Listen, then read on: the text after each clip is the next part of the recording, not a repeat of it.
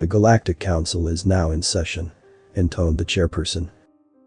Given the emergent nature of this session, we have decided to include any representatives who could not attend in person to be present holographically. Anyone attending that way has been provided with an automaton, responsive to your orders only, for voting purposes. We all know why we are here, shouted the Arali representative, interrupting. Just call the vote so we can be done with this backwater waste. Any further such outbursts will be met with termination of office. I will not stand these hallowed halls to descend into anarchy, stated the chair, being in such a way that all murmurs died down. If no one has legitimately more pressing matters to bring forth, then we shall proceed. Their expression made it clear that no one had better speak up. After a brief moment, they continued.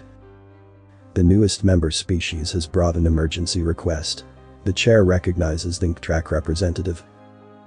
Thank you, chair and other members. My request is simple.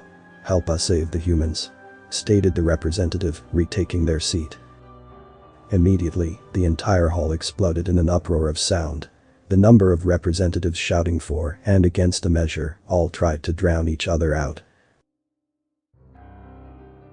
I will have silence, or I will have you all muted. The chair being stated, using the prerogative to enhance their volume to near damage-causing levels. The unexpected volume did cause those present to quiet down in shock. A member indicated they requested the floor. The chair acknowledged and invited them speak.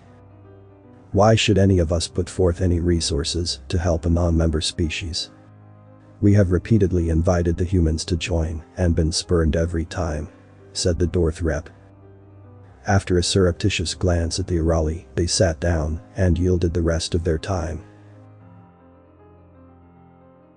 During the recognizing of the Dorth representative, every single remaining member indicated a request for time, except the Arali and Thinktrack.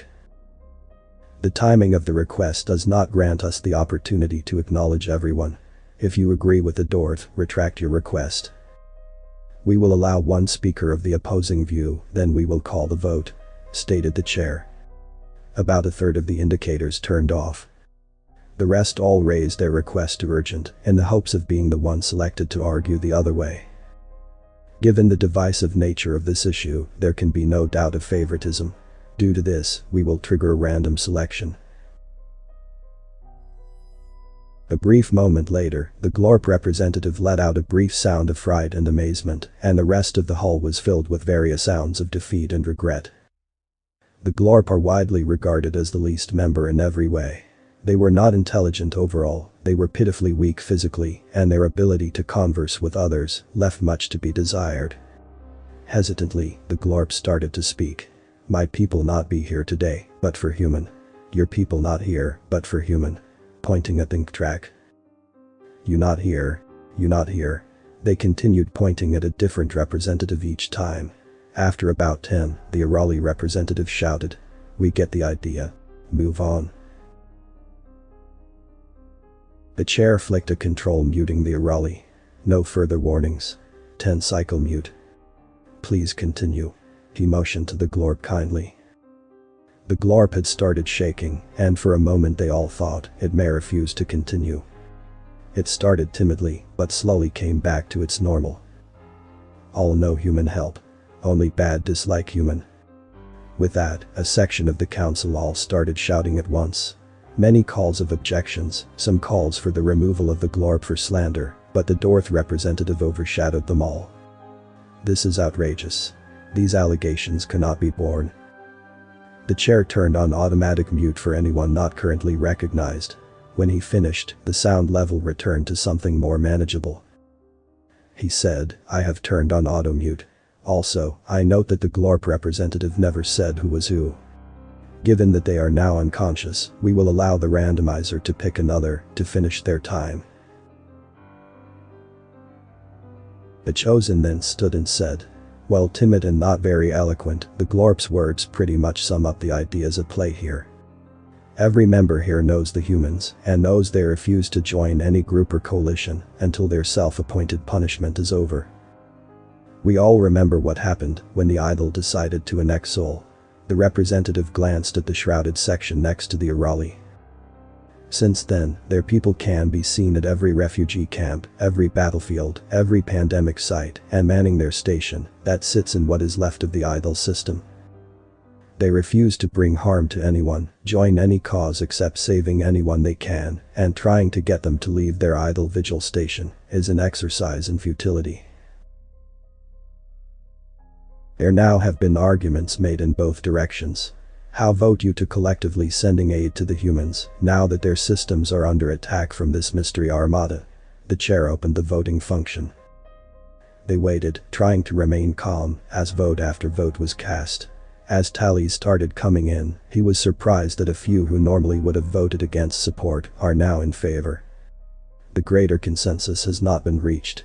The lesser consensus has. For anyone who desires, they can provide assistance as they see fit or not. Anyone who refuses will not be condemned as breaking code. Anyone who tries to force another to help will be.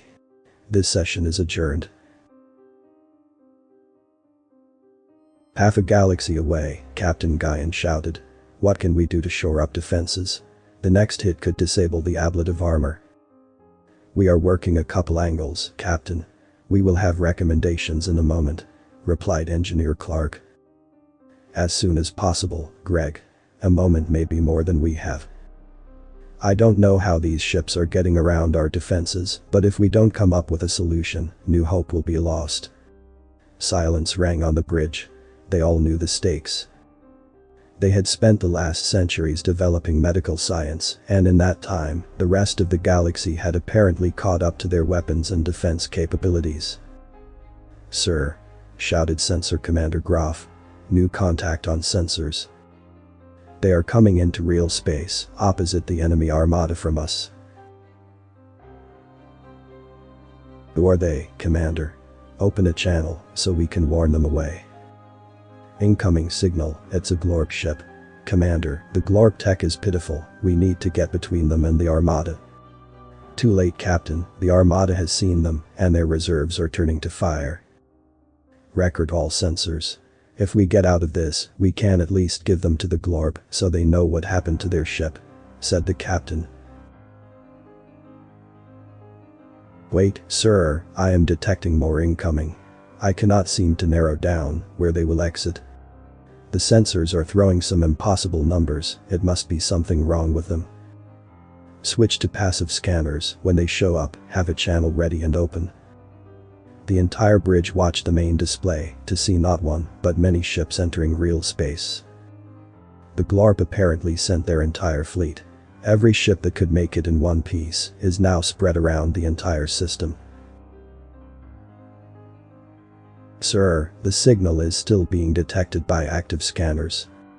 Disable them, send power to defense, ordered the captain. I no longer believe it's a malfunction, sir. There is a massive number of ships coming from every direction, replied Commander Groff. The rest have council guidance. A moment later, he said, Sir, there is now an incoming signal, coming as council emergency. Greetings, Captain, said the council chair being, as they appeared on the main display. I brought some friends along to help. Regroup and pull back. Tend you're winded. The bridge looked on in disbelief as ship after ship appeared surrounding the armada. After the Glorp and Ink track, there was the Fispel flagship, a fleet of Exer drones, and more yet appearing. Fully 2/3 of the council sent everything they had. They all knew of someone personally who would not be alive if it wasn't for a human, and they all wanted to repay the favor. The wealth of the galaxy means nothing besides the sacrifices humanity have made. Time you learn to accept what you have handed out to all of us, said the chair. Author's name and the link to original text is in the description. Consider tapping the thumbs up and pressing the subscribe button if you enjoyed this video.